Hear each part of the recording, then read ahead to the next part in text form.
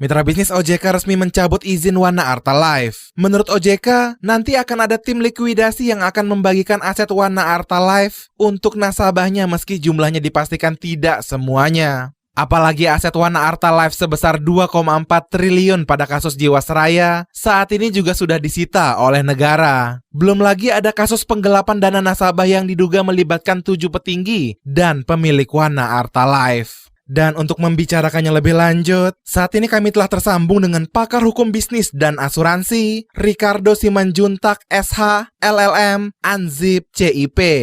Baik, Pak Ricardo, bagaimana Anda melihat dampak dari langkah OJK ini dari sisi hukum?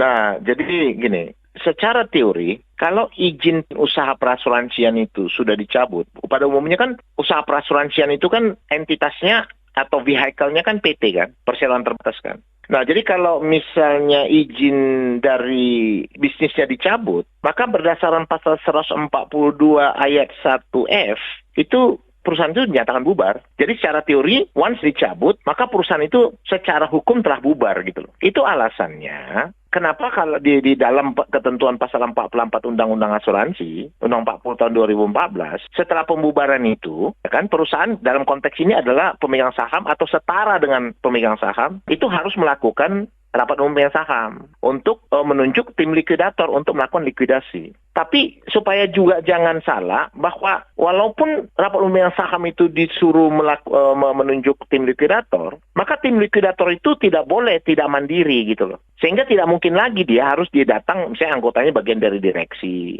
gitu ya. Jadi dia harus menjadi satu tim yang mandiri. Kalau misalnya pemegang saham tidak melakukan, maka likuidator itu akan diangkat oleh OJK. Lalu kemudian kenapa OJK melakukan mencabut izin? Dan memang ketentuan undang-undang mengatakan seperti itu. Dalam posisi OJK sebagai pengawas, jika perusahaan asuransi itu diduga tidak sehat atau tidak solvent lagi, atau melakukan pelanggaran ya yang mengakibatkan situasi keuangannya menjadi sangat sulit, perusahaan tadi akan dipaksa untuk memperbaikinya kembali, lalu untuk sementara waktu aktivitas usahanya akan dibatasi.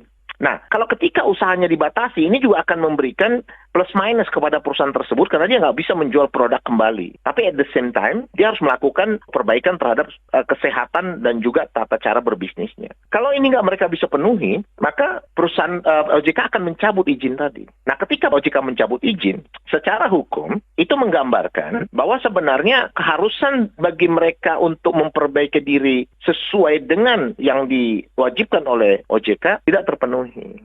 Lalu kita akan melihat apa konsekuensi dari pencabutan atau konsekuensi dengan diangkatnya likuidator. Nah, likuidator ini adalah profesional yang bersifat independen yang mengambil alih pengurusan dan pemberesan harta PT dalam bubar. Mereka mengambil alih kewenangan perseroan, termasuk kewenangan dari direksi dan pemegang saham. Ya, walaupun secara normatifnya gitu, bahwa memang pada akhirnya pertanggungjawaban mereka kepada pemegang saham. Tapi karena ini dalam konteks akibat dari pencabutan, maka tak pertanggungjawaban mereka itu akan juga berada dalam pengawasan OJK. Lalu bagaimana likuidator akan melakukan pembayaran terhadap klaim-klaim para nasabah yang sampai saat ini belum terbayar? Nah, kembali hukum mengatakan bahwa pembayaran itu hanya akan dimungkinkan dari hasil pemberesan atau penjualan harta dari PT dalam bubar, dalam hal ini Wana Arta yang dibubarkan. Nah, kita lihat ada beberapa hal yang terjadi. Pertama, dalam beberapa di media-media kita dengar bahwa harta yang ada itu hanya tinggal sedikit, bahkan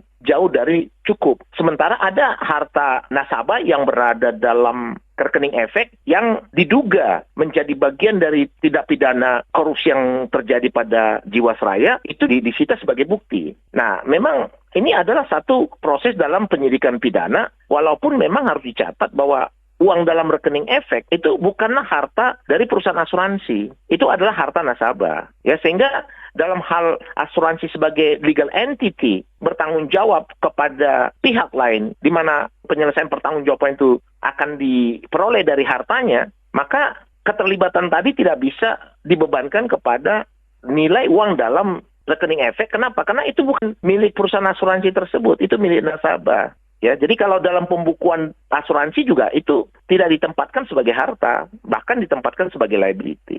Sehingga ini mungkin menjadi kerja atau PR dari OJK untuk bisa berkomunikasi dengan pemerintah bahwa dasar untuk mengambil ini sebagai alat untuk membayar kerugian negara, secara teori hampir tidak dimungkinkan karena ini bukan harta dari perusahaan asuransi tersebut. Ini merupakan harta dari nasabah. Nah, ini adalah satu proses yang mungkin likuidator atau OJK diharapkan mungkin bisa berkomunikasi untuk bisa mengklarifikasi dan meletakkan harta dalam rekening efek tadi sebagai alat untuk digunakan pengembalian kewajiban perusahaan asuransi yang izinnya dicabut tadi Wana Arta itu kepada para nasabahnya. Nah, jika tidak cukup dari harta yang ada, jadi harta misalnya seperti jika ada tanah, bangunan, dan segala macam, maka kita akan melihat, likuidator akan melihat, karena kan likuidator itu kerjanya kan tidak hanya untuk melakukan pengurusan dan pemberesan semata terhadap harta PT dalam bubar gitu atau perusahaan asuransi dalam bubar. Dia juga melihat bahwa dasar terjadinya mismanagement atau juga kerugian atau kejatuhan perusahaan tersebut apa. Kalau misalnya dasar itu terjadi akibat tindakan perbuatan melawan hukum dari katakanlah pemegang saham atau mungkin jika itu terjadi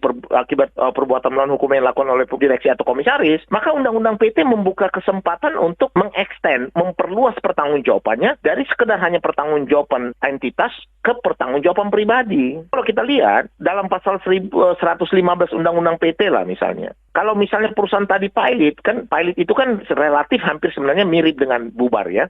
Kehadiran likuidator dalam pembubaran dan kehadiran kurator dalam kepilotan itu adalah dalam memenuhi unsur penyelesaian utang debitur atau utang PT bubar kepada krediturnya secara kolektif, tidak lagi secara individual, ya secara kolektif. Jadi makanya mereka adalah dalam perusahaan bubar, likuidator mempunyai kewenangan penuh, dalam kepilotan kurator mempunyai kewenangan penuh untuk melakukan pengurusan dan pemberesan aset, lalu melakukan penjualan dan membayar kepada kreditur, semua kreditur sesuai dengan hak-hak yang mereka miliki, ya kan? Yang konkuren-konkuren, yang preference, yang istimewa-istimewa gitu. Kalau kita lihat secara spesifik lagi di pasal 104 ayat 2 Undang-Undang PT, itu juga membicarakan tentang pertanggungjawaban pribadi. Itu juga dijelaskan bahwa direksi sebagai organ dalam perseroan, secara hukum atau secara umum, dia hanya bertanggung jawab sebesar tugas yang diberikan kepadanya. Dia tidak bertanggung jawab pribadi kecuali dia melakukan pelanggaran. Ya, ini yang dijelaskan pada pasal 97 ayat 2, pasal 115, dan juga pasal 104 Undang-Undang PT tadi. Nah, sama komisaris juga begitu. Ya, dia juga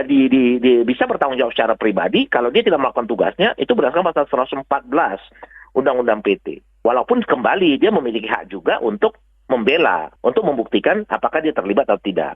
Ketika likuidator yang diangkat, maka seluruh yang namanya direksi, pemegang saham, komisaris segala macam itu harus memberikan informasi kepada kurator tentang keberadaan atau laporan keuangan dan juga aset-aset dari perseroan untuk dapat digunakan sebagai dasar untuk mengembalikan tagihan tadi. Kembali saya katakan bahwa gambar sementara memang kan menunjukkan situasi yang cukup skeptik bahwa harta yang ada sekarang ini faktualnya sangat-sangat jauh dari jumlah kerugian atau tuntutan yang harus diselesaikan kepada para nasabah. Nah, tapi kalau saya bilang pembubaran ini tidak bisa begitu saja dikatakan bahwa seakan-akan OJK jadi tidak bertanggung jawab. Tidak. Kenapa? Karena itu adalah kewenangan. Karena kalau nggak dibubarin juga, ya mungkin harta itu semakin hari akan semakin tidak bisa di-touch lagi. Jadi pengangkatan likuidator itu merupakan satu awal mula untuk adanya profesional yang akan mengambil alih pengendalian atau pengurusan pemberesan dari harta yang tersisa untuk segera mungkin bisa direalisasikan menjadi cash untuk bisa dibayarkan kepada para pemegang polis yang dirugikan. Nah, kalau misalnya ternyata tidak mencukupi, ya unfortunately memang ya itu menjadi satu tidak mudah memang mengatakannya, tapi dia menjadi hilang dengan hilangnya entitas dari PT yang dibubarkan. Tapi kalau suatu saat misalnya para nasabah melihat bahwa likuidator tidak bekerja dengan benar gitu, tidak juga mampu mengeksplor bukti-bukti yang sebenarnya harus mereka gunakan untuk melakukan pengejaran terhadap harta, maka kemudian para pemegang polis bisa memaksa agar proses pemberesan itu tidak diselesaikan melalui pembubaran oleh likuidator, tapi melalui kepailitan oleh kurator. Dalam Undang-Undang PT juga pasal 149 ayat 2 itu diatur, ya. Kalau ternyata likuidator itu menemukan harta lebih kecil daripada kewajibannya, maka likuidator itu juga secara hukum bisa mengajukan permohonan pilot untuk melakukan penyelesaian tadi. Kecuali undang-undang mengatur. Nah, undang-undang memang memberikan kewenangan untuk pengajuan itu tidak pada likuidator tapi pada OJK. Demikian pakar hukum bisnis dan asuransi Ricardo Simanjuntak, SH, LLM, Anzip, CIP. Saya Ari Yudhistira.